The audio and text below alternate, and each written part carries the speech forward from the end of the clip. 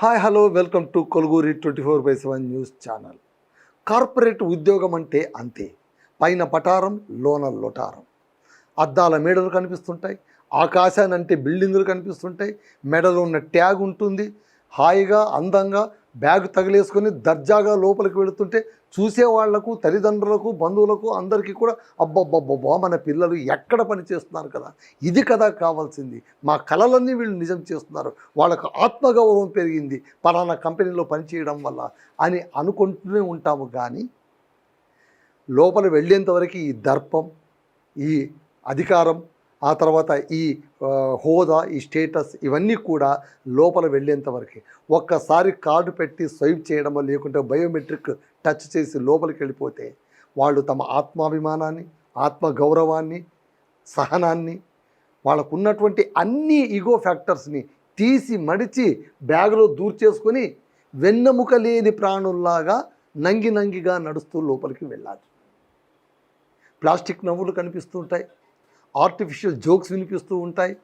Team lead అనేటువంటి ఒక మహానుభావులు ఉంటారు, వాళ్ళు ఏం చెప్పినా కూడా నవ్వాలి, వాళ్ళు గద్దించినప్పుడు బెదరాలి, వాళ్ళు జోక్ వేసినప్పుడు నవ్వాలి, వాళ్ళు కూర్చోమంటే కూర్చోవాలి, లెగమంటే లేయాలి, ఎప్పుడు వెళ్ళమంటే అప్పుడు వెళ్ళాలి, ఎప్పుడు రమ్మంటే అప్పుడు రావాలి. ఆఫీస్లో పని ముగించిన తర్వాత ఇంటికి వెళ్తామంటే కుదరదు. ఒకవేళ మీరు ఇంటికి వెళ్ళినా కూడా ల్యాప్టాప్ పట్టుకొని వెళ్ళండి, అక్కడ మళ్ళీ ఒక కాల్ ఉంటుంది. కాల్ అనగానే యముడి కాల్ లాగానే అయిపోయిందంటే ఆ రోజంతా మటాష్. ఇది ఇప్పుడు ఐటీ సెక్టార్ అనుభవిస్తున్నటువంటి ఆవేదన. ఐటీ ఉద్యోగులంటే ఒకానొక కాలంలోన వైట్ కాలర్ జాబ్. ఐటీ ఉద్యోగులంటే దర్పంగా ఉండేది. మీ అబ్బాయి ఏం చేస్తున్నాడు? సాఫ్ట్వేర్ చేస్తున్నాడు. మీ అమ్మాయి ఎక్కడుంది? యుఎస్లో సాఫ్ట్వేర్ చేస్తుంది. సో ఇలా దర్పంగా చెప్పుకునేటువంటి తల్లిదండ్రులు మొట్టమొదటిసారిగా వాళ్ళలో వాళ్ళు క్వశ్చన్ మార్క్ చేసుకోవాల్సిన పని ఉంది. మీ అబ్బాయి ఏం చేస్తున్నాడు? ఏదో చేస్తున్నాడు లేండి సార్, ఏదో ఐటీ జాబ్ చేస్తున్నాడు, ఏం జాబో ఏమో తెలియదు. కానీ ఉదయం కూర్చుంటారు, రాత్రి 10 అయినా ఇంకా వాళ్ళకు టైం పూర్తి కాదు, వాళ్ళ ఉద్యోగం ఇంకా పూర్తి కాదు. ఎప్పుడు చూసినా కూడా టార్గెట్ అంటూ ఉంటారు. కూర్చున్న వాళ్ళు కూర్చున్నట్లనే ఉంటారు. అన్ని హెల్త్ ఇష్యూస్ వచ్చేసాయి. కేవలం ఈ ఉద్యోగంలో చేరిన తర్వాత వాళ్ళకు మరబొమ్మలాగా మారిపోయారు. అంతకుముందు ఎంత హాయిగా తిరిగేవాళ్ళు, ఎంత బాగా మాట్లాడేవాళ్ళు, అందరితో కలిసి ఉండేవాళ్ళు అని కామెంట్లు చేసేటువంటి తల్లిదండ్రులు ఎక్కువైపోయారు. ఒకప్పటిలాగా ఇప్పుడు ఐటీ జాబ్స్ అంటే హ్యాపీగా ఫీల్ అయ్యే సందర్భాలు లేవు.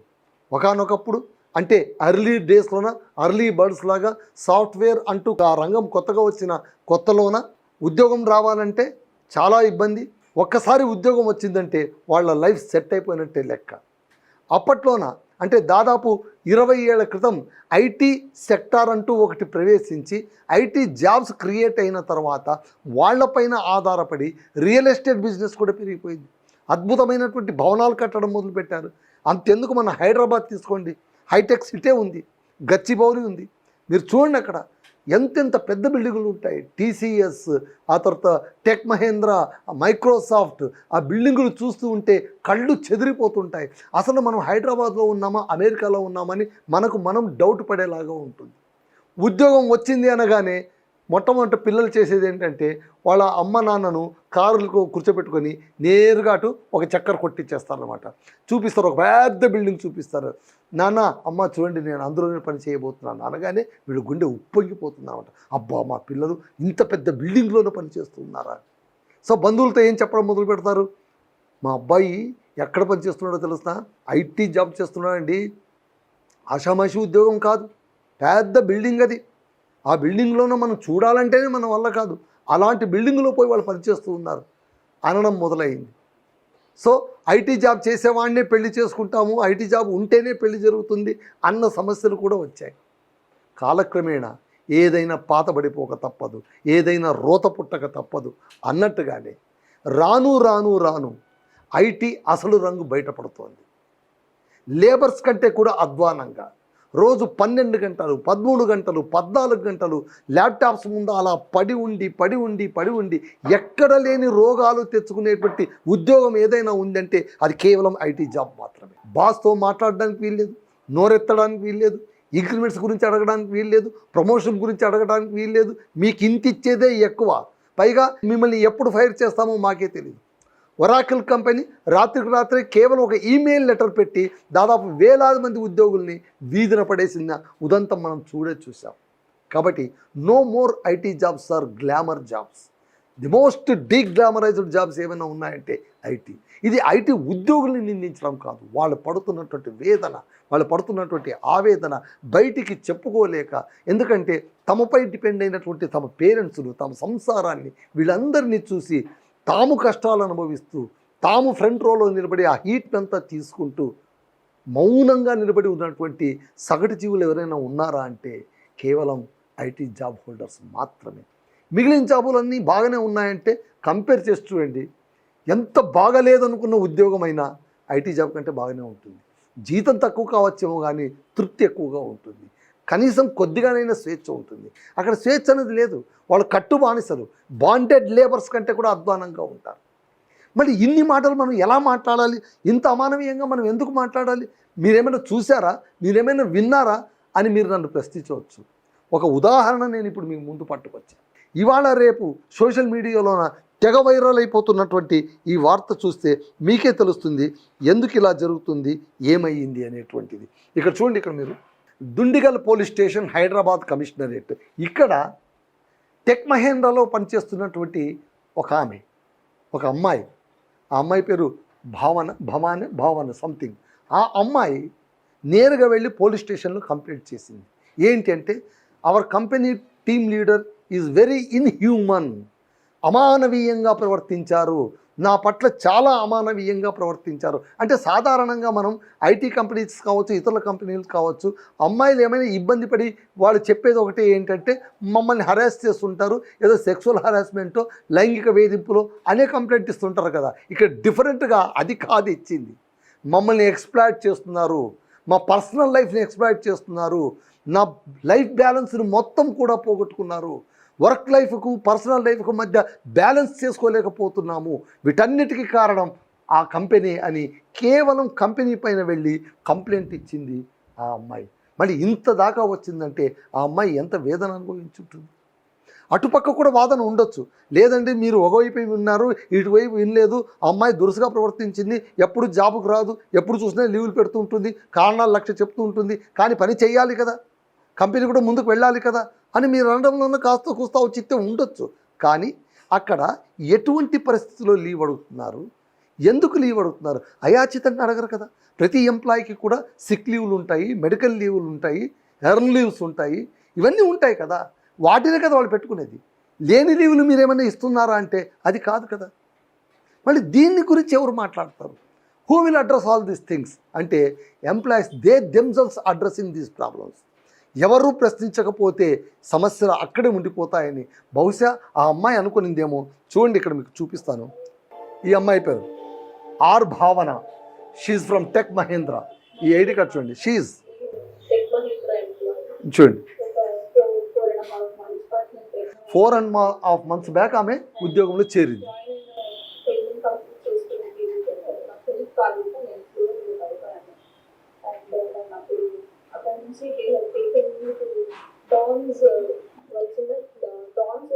సో ఈమె కేవలం 4 months బ్యాక్ టెక్ మహేంద్రలో చేరారు.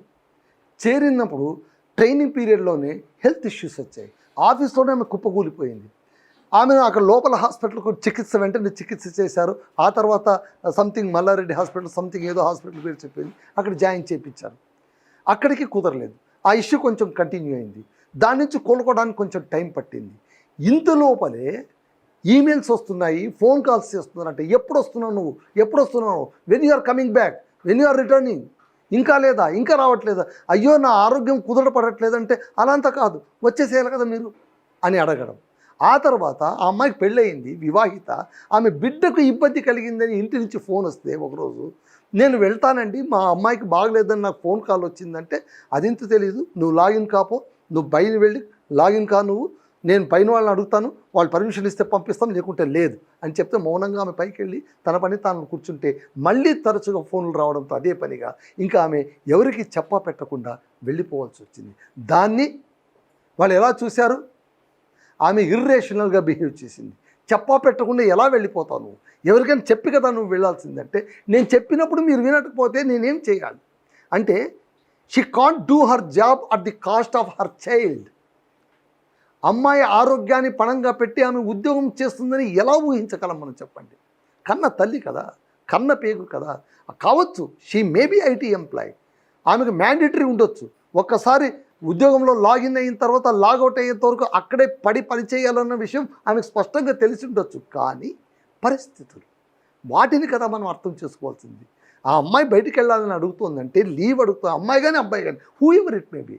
When they are asking leave just for a while, for a second, we should think why she is asking or why he is asking. Enjoy చేయడానికి leave అడుగుతున్నారా? పని తప్పించుకోవడానికి లీవ్ అడుగుతున్నారా? ఎలాగైనా తప్పించుకున్నా కూడా మన జీతం మనకు వస్తుంది కదా అని వాళ్ళు లీవ్ పెట్టుకుంటున్నారా? లేదా లీవ్ పెట్టడం మా హక్కు అని వాళ్ళు అనుకుంటున్నారా? ఇవి కదా మనం ఆలోచించాల్సింది. ఈ పారామీటర్స్ అన్ని తీసుకుంటే ఆ అమ్మాయి భావన లీవ్ అడిగిన ప్రతి సందర్భంలో కూడా ఏదో ఒక ప్రాబ్లం ఉండబట్టే ఆ అమ్మాయి అడిగింది. అదే ఆ అమ్మాయి చెప్పింది. ఆ తర్వాత వాళ్ళ పాపకు బాగలేదని తను వెళ్ళిన తర్వాత మళ్ళీ ఫోన్ చేశారట. వెంటనే ఫోన్ వచ్చింది, టీమ్ లీడ్ నుంచి ఫోన్ వచ్చింది. ఎక్కడ ఏం చేస్తున్నారు అంటే ఇలా వెళ్ళారండి, అలాగే. ఓకే, వెంటనే నువ్వు వచ్చేసేయాలి, 2 రోజుల్లో నువ్వు వచ్చేసేయాలి. అలా ఎక్స్టెండ్ అవుతూనే ఉంది. ఎందుకంటే బ్లడ్ రిపోర్ట్స్ కావాలని డాక్టర్ అడిగారు. మరుసటి రోజు ఆదివారం అయిపోయింది. ఆ తర్వాత బ్లడ్ రిపోర్ట్స్ వచ్చాక తీసుకుని వెళ్ళి డాక్టర్ చూపించి ట్రీట్మెంట్కి ఇంకొక 2 రోజులు ముందెళ్ళి ఒక 3-4 రోజులు పాప కోసం ఉండాల్సి వచ్చింది. ఆ తర్వాత ఆఫీస్కి వచ్చి మెయిల్ ఓపెన్ చేస్తే చాలా చాలా హ్యూమిలియేటింగ్గా మెయిల్స్ ఉన్నాయని ఆ అమ్మాయి కంప్లైంట్ చేస్తుంది. చాలా హ్యూమిలియేటింగ్గా మెయిల్స్ ఉన్నాయి, నిన్నెందుకు మేము టర్మినేట్ చేయకూడదు, వస్తావా రావా నువ్వు అని ఆల్మోస్ట్ బ్లాక్మెయిల్ చేసి థ్రెటన్ చేసినట్టు ఉన్న ఆ మెయిల్స్ చూశాక ఇక నాకు చాలా విసుగు వచ్చేసింది. ఇలాంటి చోట్ల నేను పనిచేసేది, ఆ అమ్మాయి అన్నమాట, ఇలాంటి చోట నేను పని చేయాల్సింది.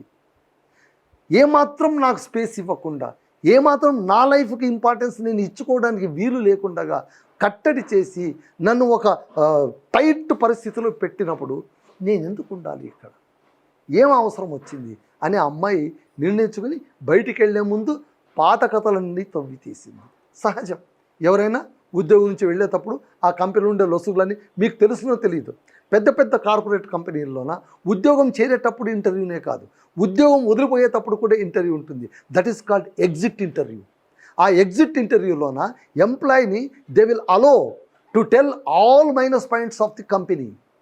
ఆమె నింపాదిగా కూర్చోపెట్టుకొని బయటకు వెళ్ళేటువంటి ఉద్యోగిని కూర్చోపెట్టుకొని, ఇన్నాళ్ళు మనతో ఉన్నందుకు చాలా థ్యాంక్స్ అండి, మీరు బయటకు వెళ్తున్నారు, ఓకే, మీ ఆపర్చునిటీ కోసమో దేనికోసమో మీరు బయటకు వెళ్తున్నారు, మీరు బయటకు వెళ్తున్నారు కాబట్టి మాకు ఒక చిన్న సహాయం చేయండి, మీ ఫీడ్బ్యాక్ మాకు ఇవ్వండి, మా కంపెనీలోన ఇప్పటిదాకా మీరు అనుభవించినా కావచ్చు, మీరు చూసినా కావచ్చు, మైనస్ పాయింట్లు ఏమైనా ఉంటే అవి మాత్రం చెప్పండి, ప్లస్ పాయింట్లు వద్దు అని ఎగ్జిట్ ఇంటర్వ్యూ తీసుకొని ఆ ఎంప్లాయీ వెళ్ళిన తర్వాత ఆ మైనస్ పాయింట్లను అన్నింటినీ కరెక్షన్ చేసుకునేటువంటి కంపెనీలు కూడా ఉన్నాయి. మళ్ళీ అలాంటి కంపెనీలు ఉన్నాయి, సతాయించే వాళ్ళు ఉంటారు, ప్రపంచంలో అందరూ ఉంటారు. ఒక కంపెనీలోనే రకరకాల జనాలు ఉంటారు. అందరూ అలా ఉంటారని కాదు, అందరూ అలా చేస్తారని కాదు. కానీ ఈ అమ్మాయి దురదృష్టం కొద్దీ అలాంటి వాళ్ళే ఆమెకు ఉద్యోగంలో ఎదురయ్యారు. అది ఆమె దురదృష్టం అని చెప్పాలి. సో ఇక్కడ మరి ఆ అమ్మాయి చెప్తున్న మాటే మనం ఎంతవరకు నమ్మొచ్చంటే, ఆమె ఏకంగా పోలీస్ కంప్లైంట్ ఇవ్వడానికి వెళ్ళిందంటే మళ్ళీ ఏదో అంతో ఎంతో బాధ ఉంటుంది కదా. ఏమాత్రం లేకుండా ఎవరు కూడా అంత దూరం వెళ్ళరు కదా అని మనం లాజికల్గా ఆలోచించినప్పుడు ఆ అమ్మాయి ఆఫీస్ ఎన్విరాన్మెంట్ గురించి చేసిన కామెంట్స్ కూడా ఇప్పుడు చాలా వైరల్ అవుతుంది. అమ్మాయి ఏమంటుందంటే, ఎంత స్ట్రిక్ట్గా ఉంటుందంటే మహిళలకు, ముఖ్యంగా అమ్మాయిలకు, లేడీ ఎంప్లాయీస్కు ఏమాత్రం వాళ్ళు డిగ్నిటీ ఇవ్వట్లేదు, గౌరవం ఇవ్వట్లేదు. ఈవెన్ వాష్రూమ్కి వెళ్ళాలంటే కూడా వాళ్ళకి చెప్పి వెళ్ళాలంటారు. మేము ఎలా చెప్పాము, అది కాస్త ఇరుకు అనిపించేటువంటి విషయం కదా అని వాళ్ళంతకు వాళ్ళు వెళితే కనుక క్వశ్చన్ చేస్తారు. చెప్పపెట్టకుండా మీరు ఎలా వెళ్ళిపోతారు, మీరు ఎక్కడ వెళ్ళారని మేము ఎలా అనుకోవాలి, ఎక్కడ వెళతారు, ఊరు వదిలి వెళ్ళిపోతున్నారా, ఆఫీస్ వదిలి వెళ్ళిపోతున్నారా, ఆఫీస్లోనే కదా వాళ్ళు ఉండేది. ఆ మాత్రం కామన్ సెన్స్, లాజికల్గా దే హ్యావ్ టు థింక్ కదా. అది ఇక్కడ మనం అందరం ఆలోచించాల్సినటువంటి విషయం. సో ఆ అమ్మాయి ఒకే ఒక మాట అనేది, గ్రేట్ ప్లేస్ వీఆర్ హియర్ అని బోర్డు పెట్టుకోవడం కాదు, climate should be very great. అత్యద్భుతమైన ప్లేస్లో నేను పనిచేస్తున్నానని నువ్వు బోర్డు పెట్టుకుంటే అది అత్యద్భుతమైన ప్లేస్ కాదు. నువ్వు ఆ క్లైమేట్ను క్రియేట్ చేసినప్పుడు మాత్రమే అది అత్యద్భుతమైన ప్లేస్ అవుతుంది అని ఇవాళ ఒక ఐటీ ఎంప్లాయీ చెప్పినటువంటి మాటలు కొంతమందికి చేదు కావచ్చు, కొంతమందికి అసత్యం కావచ్చు, కొంతమందికి ఇల్లాజికల్ కావచ్చు. బట్ చాలామంది ఎంప్లాయీస్ మనసులోన మేము చెప్పలేని మాటలు ఈ అమ్మాయి చెప్తోంది కదా అని కనీసం మనసులోనైనా అనుకుంటుంటారు. మళ్ళీ నాలాగా ఎందరో అన్నట్టు ఇలాంటి ఐటీ వాళ్ళు ఎందరు ఉన్నారు, వాళ్ళు ఎలా కుమిలిపోతున్నారు. God should save them. అదండి సమాచారం. That's all.